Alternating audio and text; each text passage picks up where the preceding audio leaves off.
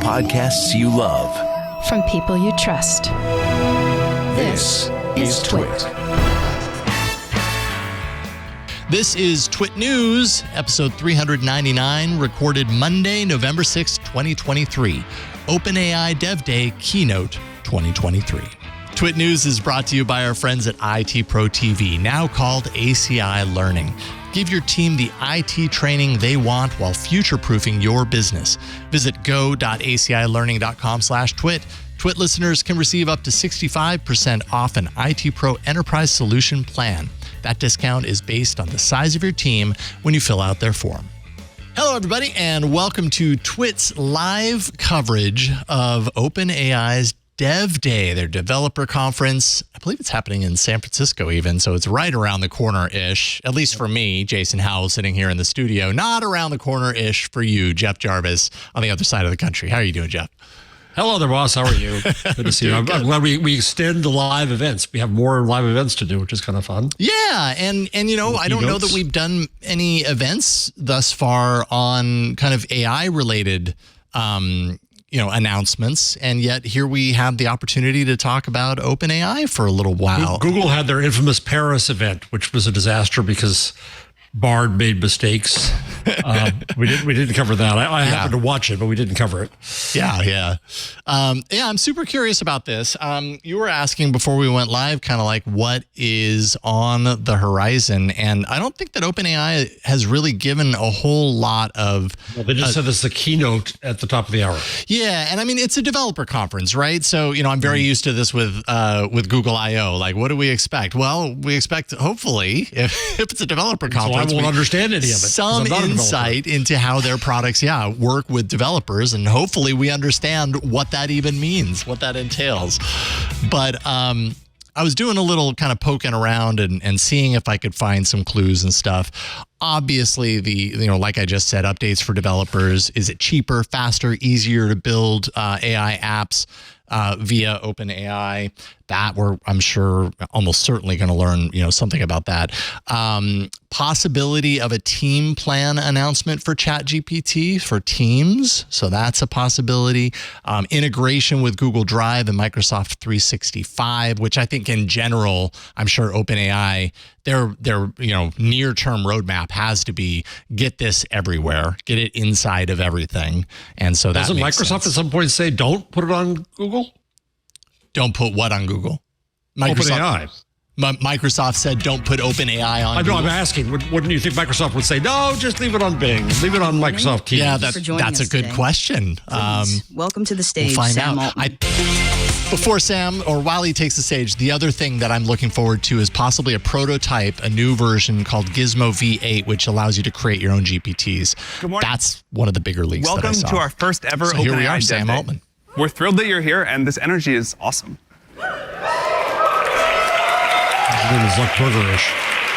He's a little stiff. And welcome to San Francisco. San Francisco has been our home since day one. The city is important to us and to the tech industry in general. We're looking forward to continuing to grow here. So we've got some great stuff to announce today. But first, I'd like to take a minute to talk about some of the stuff that we've done over the past year.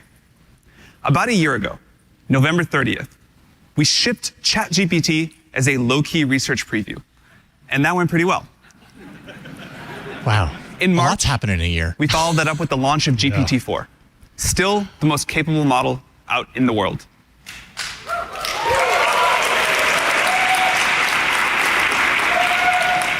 And in the last few months, we launched voice and vision capabilities so that ChatGPT can now see, hear, and speak. And more recently, there's a lot. You don't have to clap each time. Thank you. And more recently, we launched DALL-E 3, the world's most advanced image model. You can use it, of course, inside of ChatGPT. For our enterprise customers, Someone really wanted to clap there. we launched ChatGPT Enterprise, which offers enterprise-grade security and privacy, higher speed GPT-4 access, longer context windows, a lot more. Today, we've got about 2 million developers building on our API for a wide variety of use cases, doing amazing stuff. Over 92% of Fortune 500 companies building on our products. And we have about 100 million weekly active users now on ChatGPT. things have grown in 1 year. And what's up to incredible 100 on that million is we got a there day. entirely through word of mouth. People just find it useful and tell their friends. OpenAI is the most advanced and the most widely used AI platform in the world now. But numbers never tell the whole picture on something like this. What's really important is how people use the products, how people are using AI. And so I'd like to show you a quick video. I actually wanted to write something to my dad in Tagalog. I want a non-romantic way to tell my parent that I love him. And I also want to tell him that he can rely on me, but in a way that still has the respect of like a child to parent relationship that you should have in Filipino culture and in Tagalog grammar. When it's translated in Tagalog, I love you very deeply and I will be with you no matter where the path leads. I see some of the possibility. I was like, whoa, sometimes I'm not sure about some stuff. And I feel like asking ChatGPT, like, hey, this is what I'm thinking about. So it kind of give it a more confidence. The first thing that just blew my mind was it levels with you. Like that's something that a lot of people struggle to do. It opened my mind to just what every creative could do if they just had a person helping them out who listens. So this is to represent sickling hemoglobin. And you built that with ChatGPT? ChatGPT built it with me. I started using it for daily activities like, hey, here's a picture of my fridge. Can you tell me what I'm missing? Because I'm going grocery shopping and I really need to do recipes that are following my vegan diet. Put their fridge for tonight. Access the code interpreter. Gotta start somewhere. Wow, this thing is awesome. They can build spreadsheets. Future begins with dinner. Yeah, exactly. I mean, you can't build the future on an empty stomach. On my 100th birthday. Chatty is very friendly, very patient, very knowledgeable, and very quick. It's been a wonderful thing. I'm a 4.0 student, but I also have 4 children. When I started using ChatGPT, I realized I could ask ChatGPT that question. And not only does it give me an answer, but it gives me an explanation. Didn't need tutoring as much. It gave me a life back. Very much treated as a consumer time service. for my family and time for me. I have chronic nerve pain on my whole left half of my body. I have nerve damage. Presenting it I had that like way. a spine, brain surgery. And so I have like limited use of my left hand. Now you can just have like the integration of voice input. And then the newest one where you can have the back and forth dialogue. That's just like maximum best interface for me. It's here.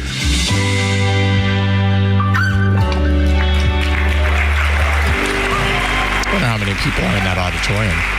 Or even, what is the auditorium? Where are they at right now? So I can't find out. I the don't know. stories of how people are using the technology. It's really why we do all of this. Okay, so now on to the new stuff, and we have got a lot. First, we're going to talk about a bunch of improvements we've made, and then we'll talk about where we're headed next.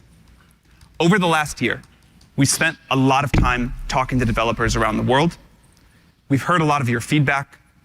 It's really informed what we have to show you today. Today, we are launching a new model, GPT-4 Turbo.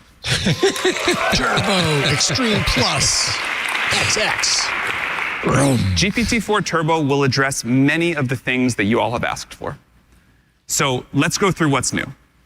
We've got 6 major things to talk about for this part. Number 1, context length. A lot of people have tasks that require a much longer context length. GPT-4 supported up to 8K, and in some cases up to 32K context length. But we know that isn't enough for many of you and what you want to do. GPT-4 Turbo supports up to 128,000 tokens of context.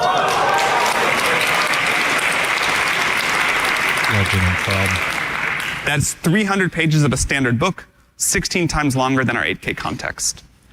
And in addition to longer context length, you'll notice that the model is much more accurate over a long context. So that's Number like a 2, continual conversation, more control. essentially, right? We've heard loud and clear that developers need more control over the model's responses and outputs. So we've addressed that in a number of ways. We have a new feature called JSON mode, which ensures that the model will respond with valid JSON. This has been a huge developer request. It'll make calling APIs much easier. The model is also much better at function calling. You can now call many functions at once. And it'll do better at following instructions in general. We're also introducing a new feature called reproducible outputs. You can pass a seed parameter, and it'll make the model return consistent outputs. This, of course, gives you a higher degree of control over model behavior. This rolls out in beta today. Okay. And in the coming weeks, we'll roll out a feature to let you There'll probably be a few of those moments today where I'm API. like, yeah, I'm not a developer. I'm sure this is a big deal. All right, number 3, better world knowledge. You want these models to be able to access better knowledge about the world. So do we. So we're launching a retrieval platform. You can bring knowledge from outside documents or databases into whatever you're building. We're also updating the knowledge cutoff.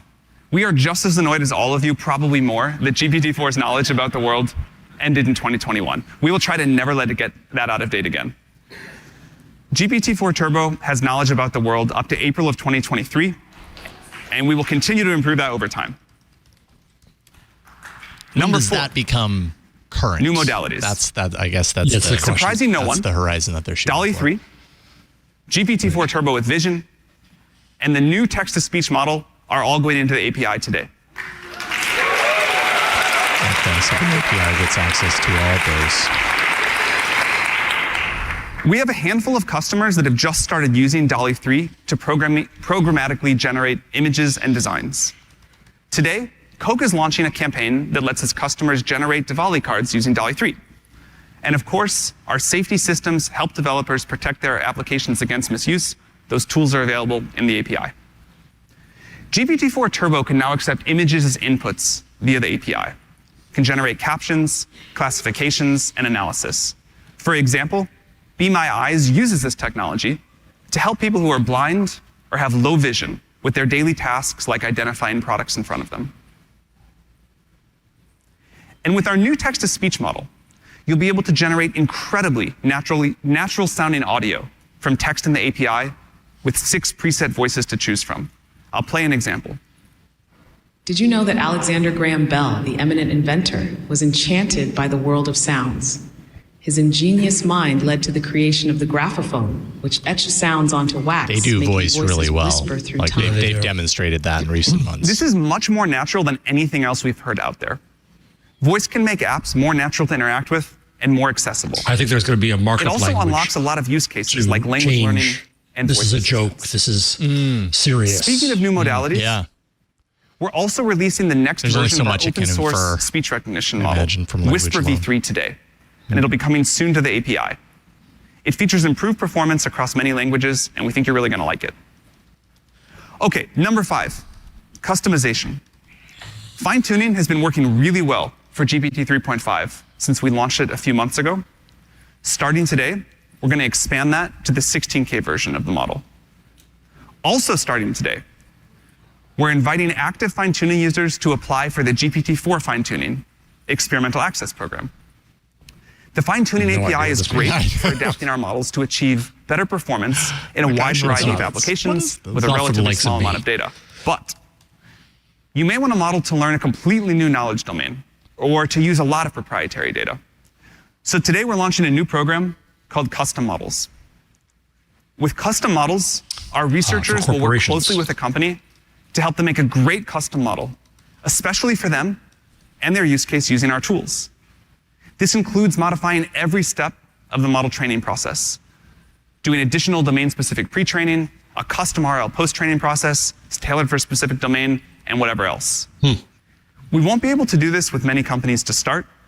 It'll take a lot of work, and in the interest of expectations, at least initially, it won't be cheap. But if you're excited to push things as far as they can currently go, please get in touch with us, and we think we can do something pretty great. Okay, and then number 6, higher rate limits. We're doubling the tokens per minute for all of our established GPT-4 customers so that it's easier to do more. And you'll be able to request changes to further rate limits and quotas directly in your API account settings. In addition to these rate limits, it's important to do everything we can do to make you successful building on our platform. So we're introducing Copyright Shield. Copyright Shield means that we will step in and defend our customers and pay the costs incurred if you face legal claims around copyright infringement. And this applies both to ChatGPT Enterprise and the API. And let me be clear, this is a good time to remind people, we do not train on data from the API or ChatGPT Enterprise ever. All right. Good to know. There's actually one more developer request that's been even bigger than all of these. And so I'd like to talk about that now. And that's pricing. GPT-4 Turbo is the industry-leading model. It delivers a lot of improvements that we just covered, and it's a smarter model than GPT-4. We've heard from developers that there are a lot of things that they want to build, but GPT-4 just costs too much. They've told us that if we could decrease the cost by 20, 25%, that would be great, a huge leap forward. I'm super excited to announce that we worked really hard on this, and GPT-4 Turbo, a better model, is considerably cheaper than GPT-4. By a factor of 3x for prompt tokens,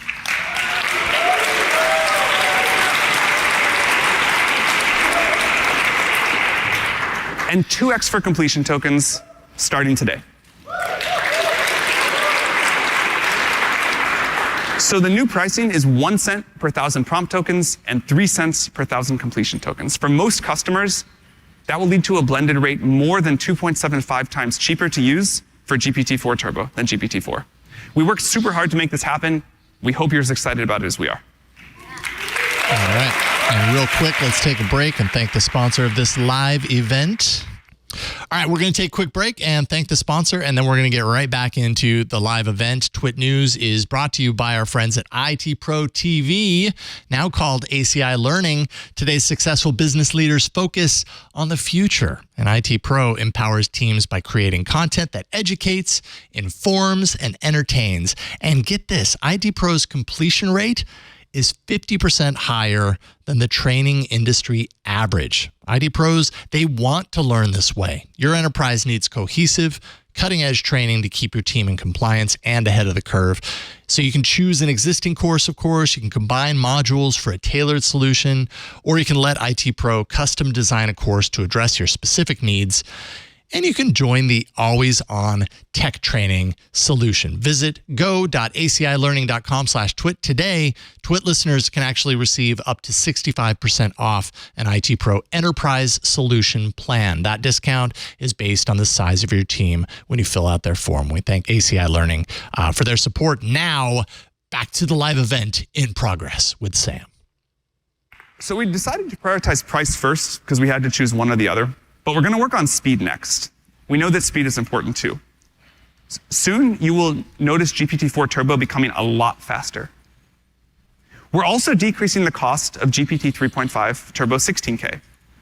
Also, input tokens are 3x less, and output tokens are 2x less, which means that GPT 3.5 16K is now cheaper than the previous GPT 3.5 4K model. He's a fast speaker.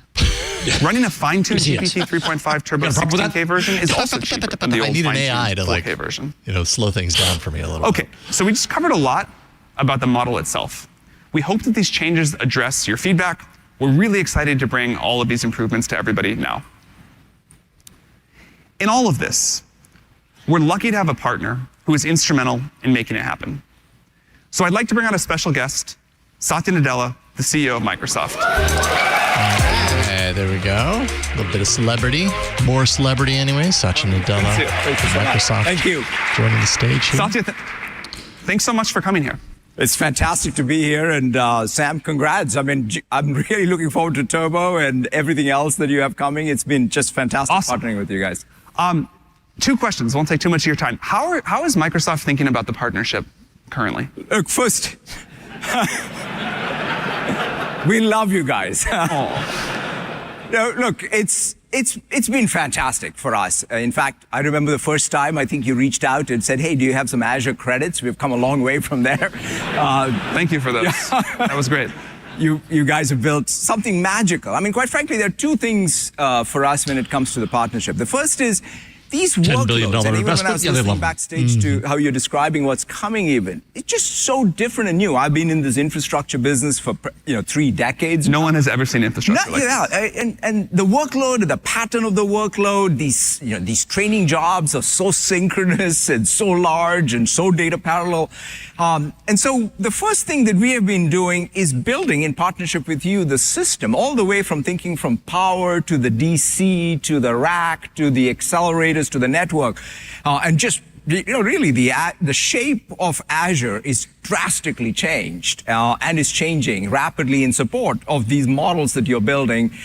And so our job number one is to build the best systems so that you can build the best models and then make that all available to developers. And so the other thing is we ourselves are a developer. So we're building products. In fact, my own conviction of this entire generation of foundation models completely changed the first time I saw, GitHub Copilot on GPT. And so we want to build our Copilot, GitHub Copilot, all as developers on top of OpenAI APIs. And so we are very, very committed to that. And what does that mean to developers? Look, I always think of Microsoft as a platform company, a developer company, and a partner company. And so we want to make, for example, we want to make GitHub available, GitHub Copilot available as the Enterprise Edition available to all the attendees here so that they can try it out. That's awesome. So, yeah, we're very excited about that. And you can count on us to build the best infrastructure in Azure with your API support and bring it to all of you. And then even things like the Azure Marketplace. So for developers who are building products out here to get to market rapidly. So that's sort of really our intent here. Great. And how do you think about the future? Future of the partnership or future of AI or whatever? Yeah, anything you want. Tell me your strategy. There are a couple of things for me that I think are going to be very, very key for us, right? One is I just described how the systems that are needed as you aggressively push forward on your roadmap requires us to be on the top of our game. And we intend fully to commit ourselves deeply to making sure you all, as builders of these foundation models, have not only the best systems for training and inference, but the most compute so that you can keep pushing forward on the frontiers, because I think that's the way we're going to make progress. The second thing I think both of us care about, in fact, quite frankly, the thing that excited both sides to come together is your mission and our mission. Our mission is to empower every person and every organization on the planet to achieve more. And to me, ultimately, AI is only going to be useful if it truly does empower, right? I mean, I saw the video you played earlier. I mean, that was fantastic to see hear those voices describe what AI meant for them and what they were able to achieve. So ultimately, it's about being able to get the benefits of AI broadly disseminated to everyone, I think is going to be the goal for us. And then the last thing is, of course, we're very grounded in the fact that safety matters, and safety is not something that you'd care about later, but it's something we do shift left on, and we're very, very focused on that with you all. Great. Well, I think we have the best partnership in tech. I'm excited for us to build AGI together. No, I'm really excited. Have a fantastic Thank you very much for coming. AGI. Oh, yeah. Just think like I slip that in there. There's the first reference. Oh, boy. Okay. So we have shared a lot of great updates for developers already, and we got a lot more to come. But even though this is a developer conference, we can't resist making some improvements to ChatGPT. So a small one, ChatGPT now uses GPT-4 Turbo with all the latest improvements, including the latest knowledge cutoff, which will continue to update. That's all live today. Okay. It can now browse the web when it needs to, write and run code, analyze data, take and generate images, and much more. And we heard your feedback, that model picker, extremely annoying. That is gone starting today. You will not have to click around the drop-down menu. All of this will just work together. ChatGPT, yeah.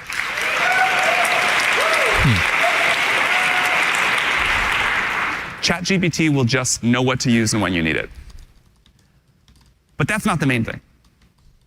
And neither was price, actually, the main developer request. There was one that was even bigger than that. And I want to talk about where we're headed, and the main thing we're here to talk about today. AGI. So we believe that if you give people better tools, they will do amazing things. We know that people want AI that is smarter, more personal, more customizable, can do more on your behalf. Eventually, you'll just ask the computer for what you need, and it'll do all of these tasks for you. These capabilities are often talked in the AI field about as agents. The upsides of this are going to be tremendous. At OpenAI, we really believe that gradual iterative deployment is the best way to address the safety issues, the safety challenges with AI. We think it's especially important to move carefully towards this future of agents. It's going to require a lot of technical work and a lot of thoughtful consideration by society. So today, we're taking our first small step that moves us towards this future. We're thrilled to introduce GPTs. GPTs are tailored versions of ChatGPT. It's like NFTs. You can build a GPT, a customized version of ChatGPT for almost anything. You can collect them with all. Instructions, expanded knowledge, and actions. And then you can publish it for others to use. Okay. And because they combine like creating your own bot, your own tailored specific bot. Yeah, which I think agentry is where we do go. Yes. They can work better in many contexts, and they can give you better control. They'll make it easier for you to accomplish all sorts of tasks or just have more fun, and you'll be able to use them right within ChatGPT. You can, in effect, program a GPT with language just by talking to it. It's easy to customize the behavior so that it fits what you want. This makes building them very accessible, and it gives agency to everyone. Okay. So we're going to show you what GPTs are, how to use them, how to build them, and then we're going to talk about how they'll be distributed and discovered. And then after that, for developers, we're going to show you how to build these agent-like experiences into your own apps. So first, let's look at a few examples. Our partners at Code.org telling it what you are want working hard to expand computer science in schools. They've got a curriculum that is used by tens of millions of students worldwide. Code.org crafted Lesson Planner GPT to help teachers provide a more engaging experience for middle schoolers. If a teacher asks it to explain for loops in a creative way, it does just that. In this case, it'll do it in terms of a video game character, repeatedly picking up coins. Super easy to understand for an 8th grader. As you can see, this GPT brings together Code.org's extensive curriculum and expertise and lets teachers adapt it to their needs quickly and easily. Next, Canva has built a GPT that lets you start designing by describing what you want in natural language. If you say, make a poster for a DevDay reception this evening, and you give it some details, it'll generate a few options to start with by hitting Canva's APIs. Now, this concept may be familiar to some of you. We've evolved our plugins to be custom actions for GPTs. You can keep chatting with this to see different iterations, and when you see one you like, you can click through to Canva for the full design experience. Wow. So now, we'd like to show you a GPT live. Zapier has built a GPT that lets you perform actions across 6,000 applications to unlock all kinds of integration possibilities. I'd like to introduce Jessica, one of our solutions architects, who is going to drive this demo. Welcome, Jessica. This is the gizmo thing that I was talking about as we were warming up. This is what it's all about, creating your own GPTs. Thank you all for being here. Yeah, with your voice, essentially, with your words. Partners and customers to bring their product to life. And today, this kind of replaces all the developers in the room to some extent. So let's get started. It frees them up for something else, Jeff. Where your GPT will live is on this upper left corner. I'm going to start with clicking on the Zapier AI actions. And on the right-hand side, you can see that's my calendar for today. So it's quite a day. I've already used this before, so it's actually already connected to my calendar. To start, I can ask, what's on my schedule for today? We build GPTs with security in mind. So before it performs any action or share data, it will ask for your permission. So right here, I'm going to say aloud. So GPT is designed to take in your instructions, make the decision on which capability to call to perform that action, and then execute that for you. So you can see right here, it's already connected to my calendar. It pulls into my information, and then I've also prompted it to identify conflicts on my calendar. So you can see right here, it actually was able to identify that. So it looks like I have something coming up. So what if I want to let Sam know that I have to leave early? So right here I say, let Sam know I gotta go, chasing GPUs. So with that, I'm gonna swap to my conversation with Sam, And then I'm going to say, yes, please run that. Sam, did you get that? I did. The demo worked. So this is only a glimpse of what is possible, and I cannot wait to see what you all will build. Nemesis. Thank you, and back to you, Sam.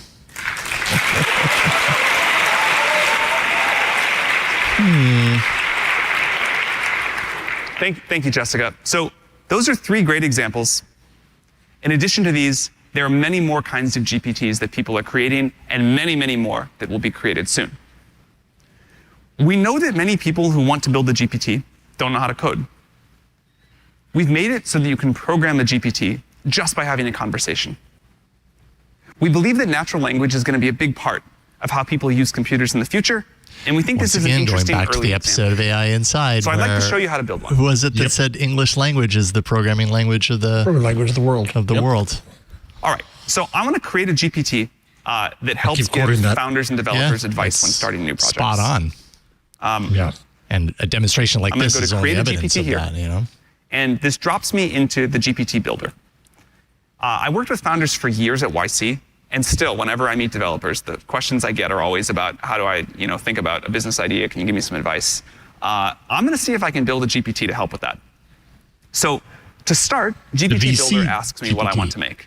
And I'm going to say, I want to help startup founders think through their business ideas and get advice.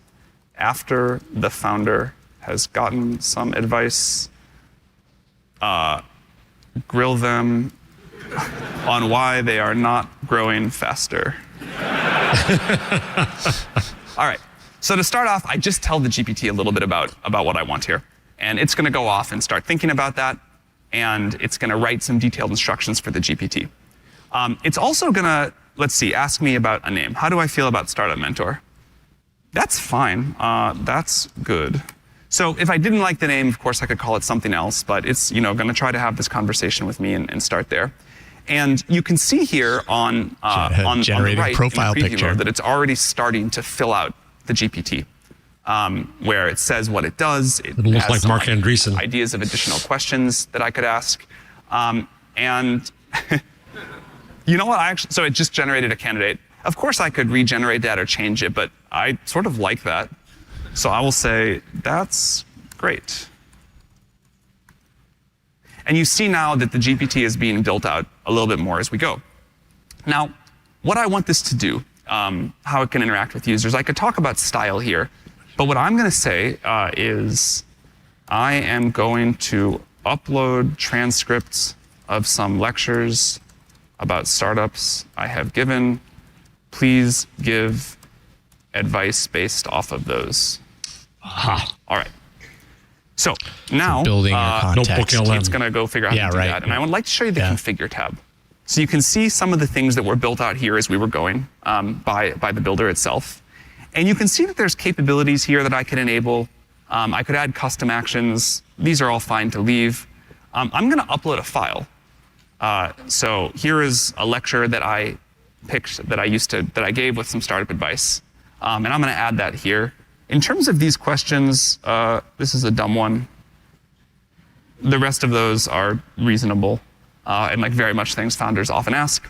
I'm going to add one more thing to the instructions here, which is be concise and constructive with feedback. All right. So again, if we had more time, I'd show you a bunch of other things. But this is like a decent start. And now we can try it out over on this preview tab. So I will say, what's a common question? What are 3 things to look? What are 3 things to look for when hiring employees? Yeah, right. At an early stage startup.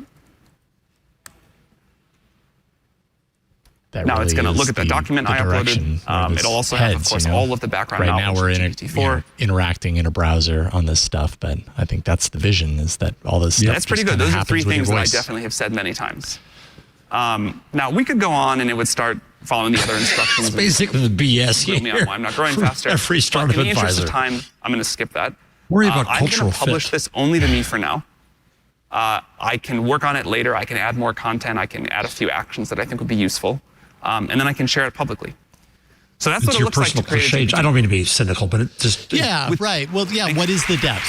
That's neat that you can do that kind of on the fly and as you go, and that you can upload your own content. For a teacher, I can imagine it'd be really useful. I wanted to do that. For sure. But what is the depth to which it goes? Or do you get those kind of answers that we're so used to seeing a lot of these large language models that are like, okay, here we go again. You know, it's how rich is the output? You can make private GPTs like I just did. Or you can share your creations publicly with a link for anyone to use. Or if you're on social Enterprise, GPTs. You can make GPTs just for your company. GPT is the next social later network, this month, Jeff. We're going to launch the GPT store. You can list a GPT store. Thank you. I appreciate that. Right, this is, yeah. You can list a GPT there, and we'll be able to feature the best and the most popular GPTs. Of course, we'll make sure that GPTs in the store follow our policies before they're accessible. Apple, revenue sharing is important Spotify. to us. We're going to pay people who build the most useful and the most used GPTs a portion of our revenue. We're excited to foster a vibrant ecosystem with the GPT store. Just from what we've been building ourselves over the weekend, we're confident there's going to be a lot of great stuff. We're excited to share more information soon. I wonder what that portion is. So those are GPTs, and we can't wait to see what you'll build. But this is a developer conference, and the coolest thing about this is that we're bringing the same concept to the API.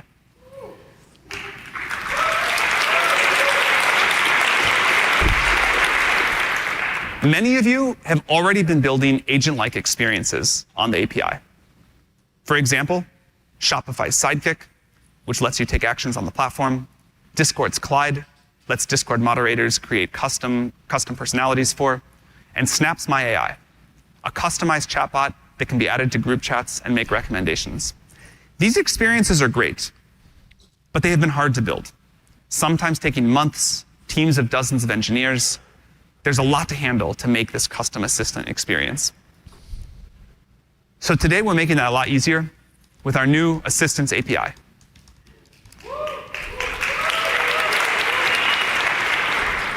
The Assistants API includes persistent threads, so they don't have to figure out how to deal with long conversation history, built-in retrieval, code interpreter, a working Python interpreter in a sandbox environment, and of course, the improved function calling that we talked about earlier. So we'd like to show you a demo of how this works, and here is Raman, our head of developer experience. Welcome, Raman. All right, Raman's taking the stage. While he does, let's take a quick break and thank the sponsor of this episode of TWiT's live coverage of OpenAI's DevDay event. Fantastic to see you all here. Going to pause for a quick moment and thank the sponsor of this episode and then get back to the TWiT news. Brought to you by our friends at IT Pro TV, now called ACI Learning, with an astounding 30% of IT Pro learners being MSPs. It is no wonder why IT Pro continues to be the preferred choice for training teams. There's practice labs, which are actually the perfect place for MSPs to test and experiment before deploying new apps or updates, all without compromising your live system.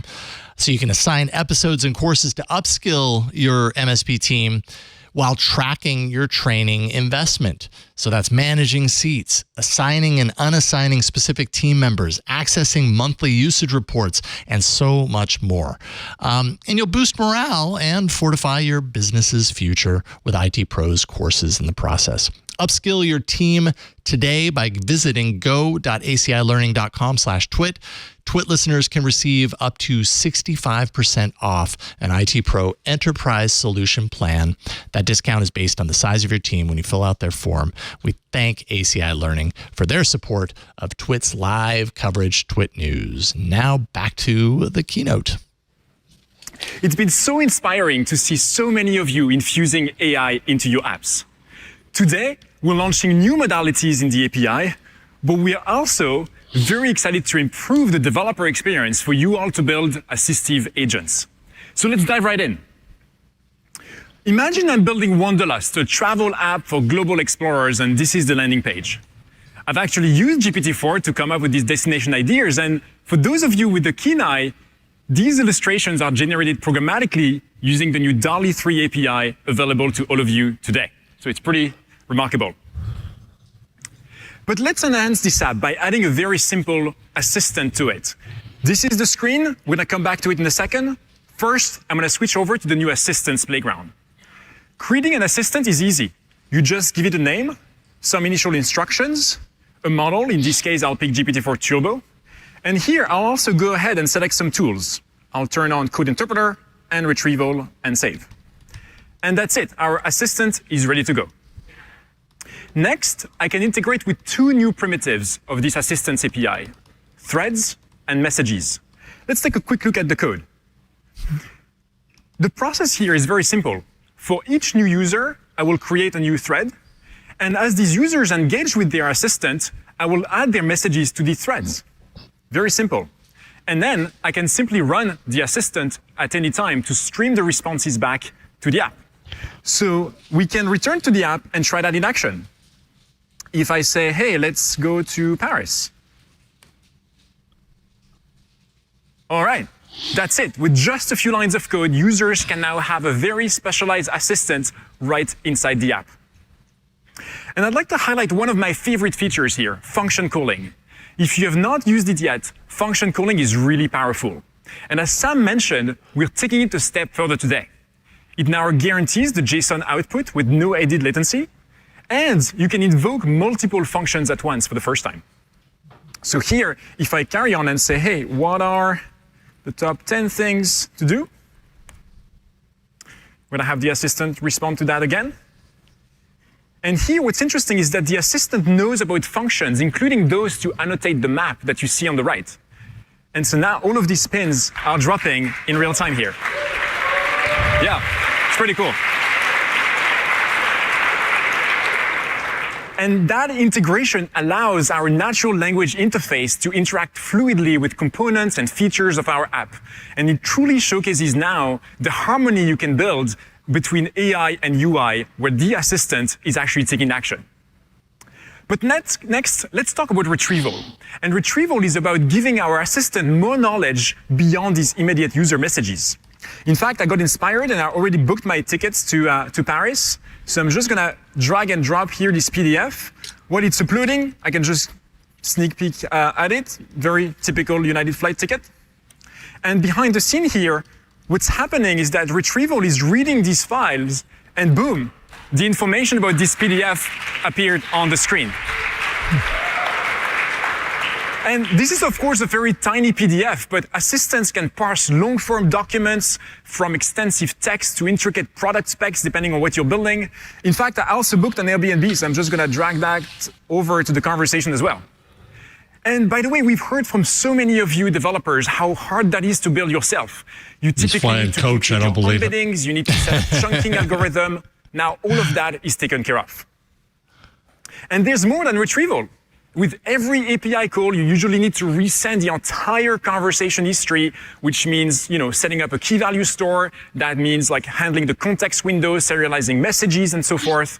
That complexity now completely goes away with this new stateful API. But just because OpenAI is managing this API does not mean it's a black box. In fact, you can see the steps that the tools are taking right inside your developer dashboard. So here, if I go ahead and click on threads, this is the thread I believe we're currently working on. And see, these are all the steps, including the functions being called with the right parameters and the PDFs I've just uploaded. But let's move on to a new capability that many of you have been requesting for a while. Code Interpreter is now available today in the API as well.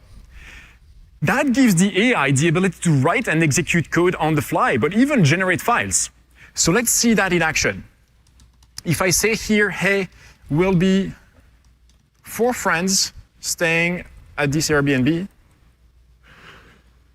what's my share of it plus my flights? All right. Now here, what's happening is that Code Interpreter noticed that it should write some code to answer this query. So now it's computing, the number of days in Paris, the number of friends. It's also doing some exchange rate calculation behind the scene to get this answer for us. Not the most complex math, but you get the picture. Imagine you're building a very complex like finance app that's crunching countless numbers, plotting charts. So really any task that you'd normally tackle with code, then Code Has it Interpreter gotten will better work with great for math? you. All right, I think my trip to Paris is sorted. So to recap here, we've just seen how you can quickly create an assistant that manages state for your user conversations, leverages external tools like knowledge and retrieval and Code Interpreter, and finally invokes your own functions to make things happen. But there's one more thing I wanted to show you to kind of really open up the possibilities using function calling combined with our new modalities that we're launching today. What's the difference between an assistant and a GPT? I built a small custom assistant that One is just coded and one, they're both agents, right? But instead of having a chat interface while running around all day today, I thought, why not use voice instead? What is the difference? More stick shift than automatic. Let's bring my phone up on screen here so you can see it on the right. Awesome. So on the right, you can see a very simple Swift app that takes great analogy, I think. That's really it. And on the left, I'm actually going to bring up my terminal log so you can see what's happening behind the scenes. So let's give it a shot. Hey there, I'm on the keynote stage right now. Can you greet our attendees here at DevDay? Hey everyone, welcome to DevDay. It's awesome to have you all here. Let's make it an incredible day. Sam. It did.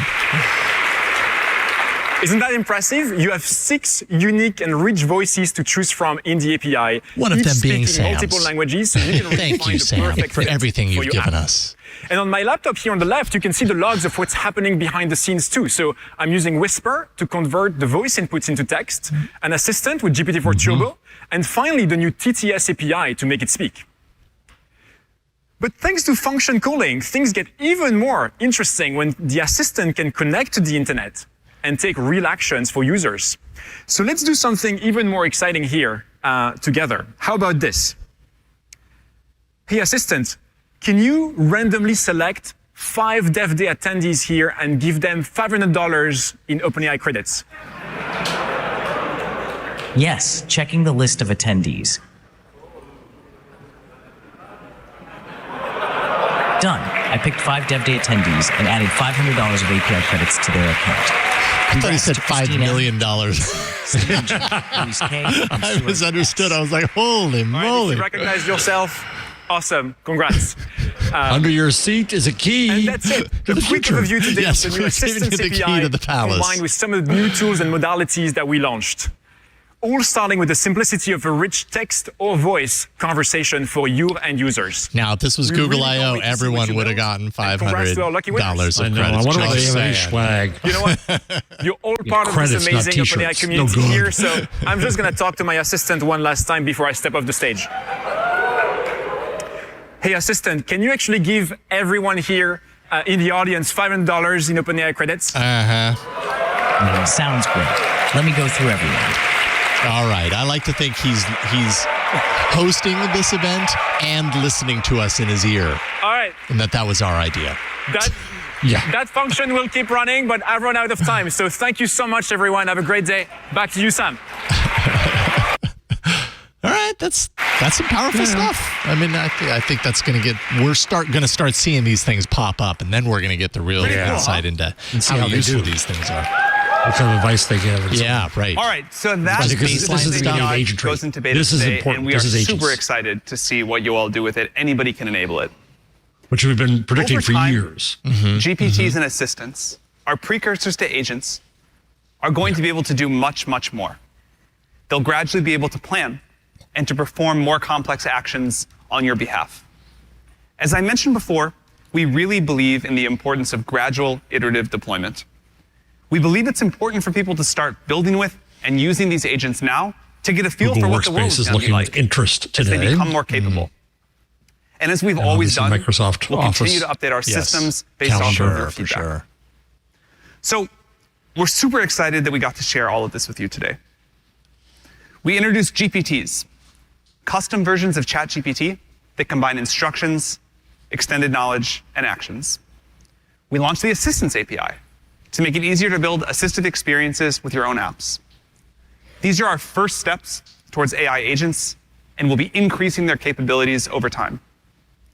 We introduced a new GPT-4 Turbo model that delivers improved function calling knowledge, lowered pricing, but that's not all. modalities, and more. Mm-hmm. And we're deepening our partnership with Microsoft. We have the OpenAI phone coming. In closing, I wanted to take a minute to thank the team that creates all of this. It sounds like that's wrapping up. OpenAI has got remarkable talent density, but still, very efficient. It takes a huge amount of hard work and coordination to make all of this happen. I truly believe that I've got the best colleagues in the world. I feel incredibly grateful to get to work with them. We do all of this because we believe that AI is going to be a technological and societal We need a revolution. slow push on his face. It will change the world in many ways, and we're happy to get to work on something that will empower all of you to build so much for all of us. We talked about earlier how if you give people better tools, they can change the world. We believe that AI will be about individual empowerment and agency at a scale that we've never seen before, and that will elevate humanity to a scale that we've never seen before either. We'll be able to do more, to create more, and to have more. As intelligence gets integrated everywhere, we will all have superpowers on demand. We're excited to see what you all will do with this technology and to discover the new future that we're all going to architect together. We hope that you'll come back next year. What we launched today is going to look very quaint relative to what we're busy creating for you now. Thank you for all that you do. Thank you for coming here today. Wow, that was all right. 45 very efficient minutes. That was tight. Yeah, that was that was the tightest keynote I think I've ever seen. I know. Well, I was actually really curious about this because Google, Apple. I mean, all the main companies were pretty used to how long they stretch these things out, and really, it seems like Sam Altman kind of got to the nuggets. All right, so we've wrapped up the event, and Jeff and I definitely have thoughts. We're going to get to that here in a second, but first, let's thank the sponsor of this episode of TWiT News. Brought to you by our friends at IT Pro TV, now called ACI Learning. 94% of CIOs and CISOs agree that attracting and retaining talent is increasingly critical to their roles. Invest in your workforce. Keep their IT skills current. You can do that all with IT Pro. From CompTIA, Cisco, and Microsoft to security and cloud fundamentals, your team can master it all with IT Pro. Plus, you can check out ACI Learning's new product, Cyber Skills. That's the training tool for all members of your organization, not just the IT pros.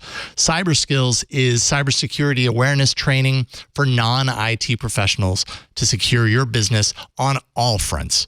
IT Pro and ACI Learning are with your team every step of the way. And you can visit go.acilearning.com/twit to check it out. TWiT listeners can receive up to 65% off an IT Pro Enterprise Solution Plan. That discount, of course, based on the size of your team when you fill out their form. And we thank ACI Learning for their support of TWiT News. All right, so the event is done. We definitely have thoughts.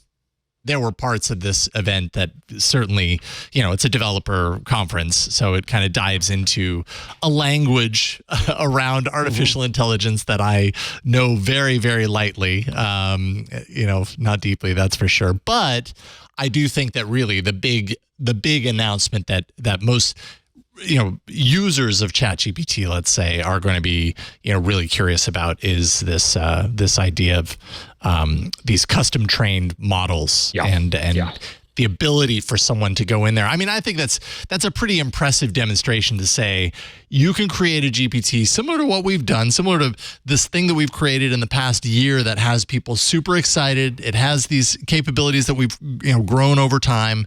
Now you can do that.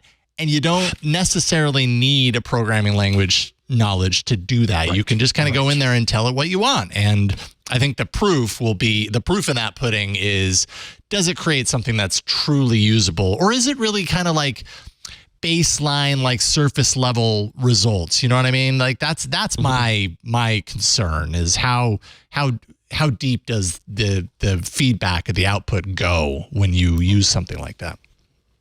Yeah, I think you're right, Jason. I think agentry has been promised for decades. It's been the vision of what a connected computer world can do, is that we can have our agent to go out and do things for us. Mm-hmm. So I do think we see something very, very powerful today. Two questions, right? What is the quality of what it does for you? Mm-hmm. What's the reliability of what it does for you? What's it basing it on? How do we know what it's doing? If it's picking flights for us or teaching us something, how do we know what's right or wrong? The credibility. That's point one. And point two is related to that. When I say what's it working off of, if it's working off the big model, we have no idea. If I give it, and this goes back to stochastic parrots at a return here, if we have limited models where I give it the data I want it to work off of, like Notebook LM, then I can check it against that data and I can see what's what. And I can get higher reliability and credibility for it. But that requires the effort of having things digitally, uploading them, saying you should work off this, then it can understand that, and so on.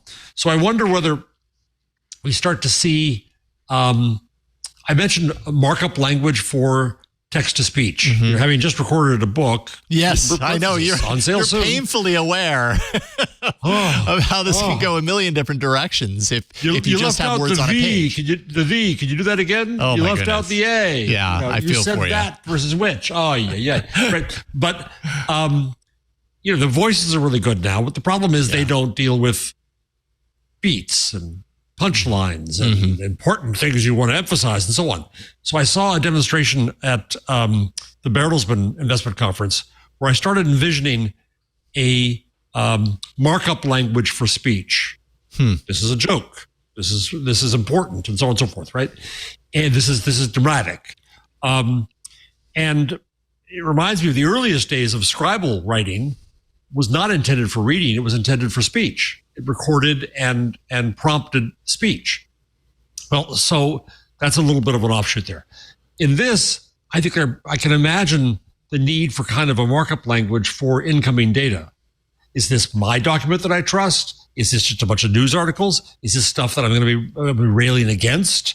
Is this students' work and we shouldn't trust it? We should correct it? I mean, how does the machine know what it's getting and how to make its decisions based on that? I think you have to be able to give it more raw data and then more markup data on top of that. All of which is to say, I don't know that it's going to be as easy as they make it look to build, in the word you use, which I like, an agent that works in depth.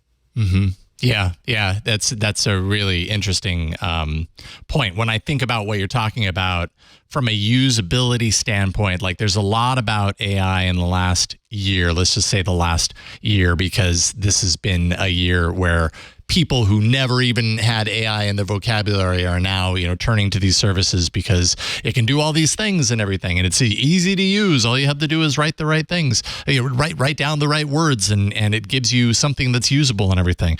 And what you're talking about tells me that in order to go that next step, does that then require more from us, the user, more of an understanding about AI? And if that's the case, then does it kind of limit the magic or the kind of the usability by a wider group of people when suddenly there's syntax or suddenly there's rules and things like that? And but I think that's super essential, right? Like that's necessary. Yeah. We communicate in ways and understand in ways that just looking at words on a paper, there's certain inferences that those words don't pick up on. And as we humans look to these systems to give us something that kind of speaks our language and can communicate to us in the level that we're used to talking to each other, that extra layer of depth is required. And how do you fill that information in? Maybe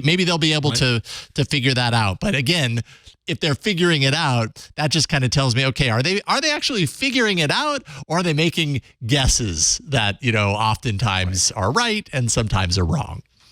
So, the other thing that occurs to me, I spoke to 36 public TV executives at Google 2 weeks ago, and I pushed one of them because they were saying, how do I get my documentaries watched? And how do I use social media to do that? And I said, wrong question.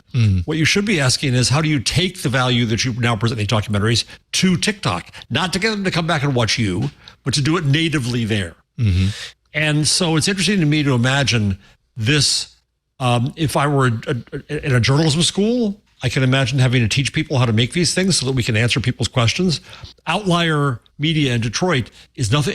A lot of the value it brings people is texting answers to people's questions. We could imagine that this has a repository of known information, and it could bring more information to more people. If I'm a librarian school, to teach librarians to create these things, to answer questions for people. If I'm a teacher, medical gets a little scary. Yeah, then, little iffy there. Maybe. Yeah, agreed. Repair, customer service. I mean, where does that go? But the other interesting thing about agents, though, is that we already work with them today. We all work with them today when we're waiting for Verizon. Would you like to talk to our... Oh, God. Oh, yeah. thank you. Give me an agent. The worst. Yes, right. Right. And the importance is the agent, this will go into scary land for a second. The agent has to have power. It has to be able to do things. It has to be able to make decisions. And otherwise, it's not a very good agent. Well, then, we're giving it autonomy and we're letting it do things. And oh my God, AGI. And there we go. Right. And so what do we really want out of these things? Yeah. I think it'll be fascinating to watch the marketplace for these things. I think it'll be a bunch of stupid, silly ideas. But of course. Okay. That's how creativity happens. Yes, of course. But I also think we will see really bad agents. The slander machine. Put in a name and we'll make up lies about it. Somebody's going to make that stuff up. I mean, yes, but are you saying you'll see these out of what OpenAI is putting forward today, or just the general? So, okay, because I mean, he did talk about safety. He did talk. Very lightly actually. He didn't spend very much time talking about safety. But I mean, I have to imagine if they're creating these things, it's in their best interest to be sure that they're vetting these GPTs to a point to where they don't allow something like that. At least I hope so. Yeah. You know what, Jason? The it's thing best for their business if they do that. We've had stories on both our shows, this and Twig, about, for example, people wanting to sue ChatGPT because it libeled someone. Which is like saying you want to sue Gutenberg because somebody used printing to libel somebody. It is just the tool. I don't mean to absolve them entirely, but some level, you cannot possibly build guardrails for everything bad anyone can imagine. Full stop. You can't that's true. That's true. There will always be a way. Yeah. Right. And so the responsibility falls to who used it and what do they do with it. Right. And that's more complicated. And we don't like that because it's the same problem we have with Section 230. And the internet is, well, I want to sue somebody. I'll sue Twitter. Well, actually, Twitter didn't do anything. It was the person on Twitter you should sue. Right. And Twitter, thanks to Section 230 right now, this is the reason they have protection from a shield from liability.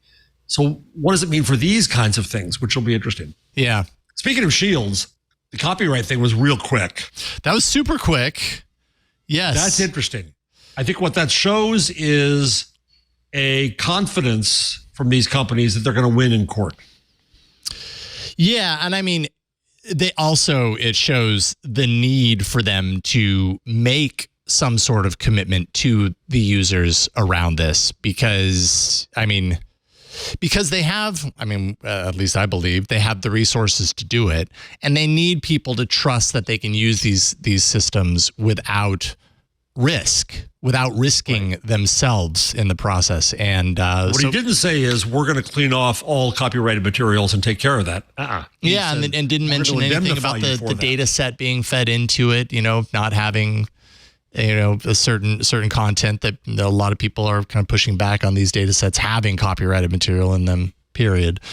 But yeah, OpenAI is committed to protecting our customers with built-in copyright safeguards in our system is one part of this announcement. I'm just looking at a TechCrunch article. And then, of course, going to bat if someone is sued or taken to court. So do you have any sense of how expensive this is for people to use? What do you mean? Yeah. The copyright aspect, or no? I'm sorry. I'm switching topics again. Because it was right next to my notebook. Oh, the whole pricing thing. Oh, I mean, that lost me for sure. Only because when he was talking about pricing, it seemed like it was more. It was definitely geared towards the developer cost, and I don't know how it compares to prior. I couldn't put it in. How do you count? How many tokens does it take to make a given input and output tokens does it take to make a given application and how it's used? Right.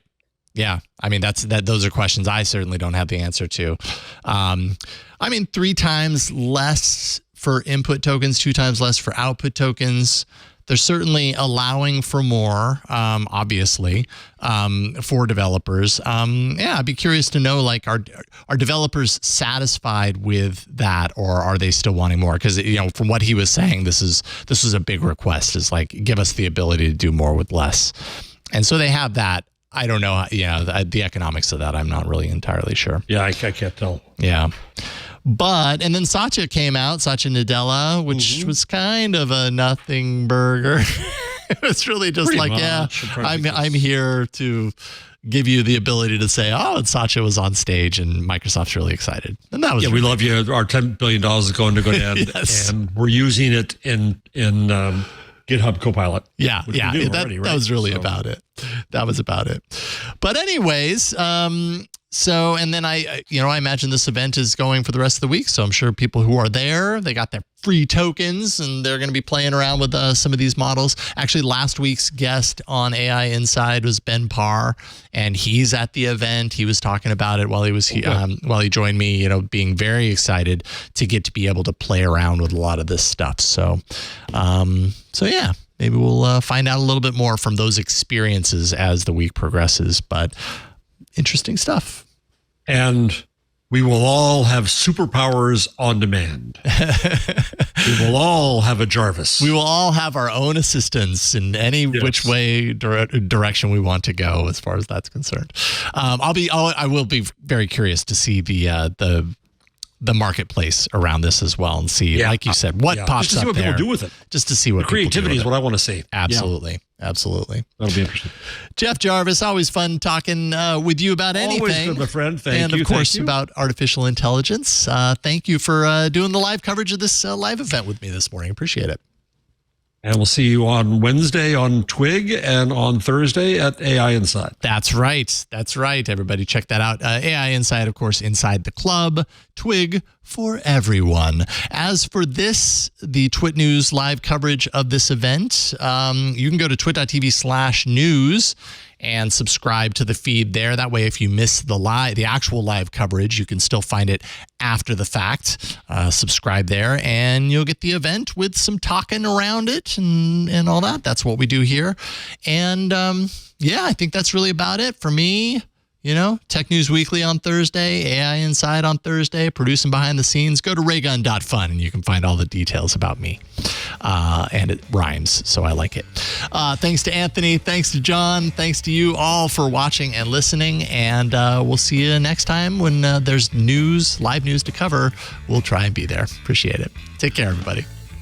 Come join us on This Week in Enterprise Tech. Expert co-host and I talk about the enterprise world, and we're joined by industry professionals and trailblazers like CEOs, CIOs, CTOs, CISOs, every acronym role, plus IT pros and marketeers. And we talk about technology, software plus services, security, you name it, everything under the sun. You know what? I learn something each and every week, and I bet you will too. So definitely join us. And of course, check out the twit.tv website and click on This Week in Enterprise Tech. Subscribe today.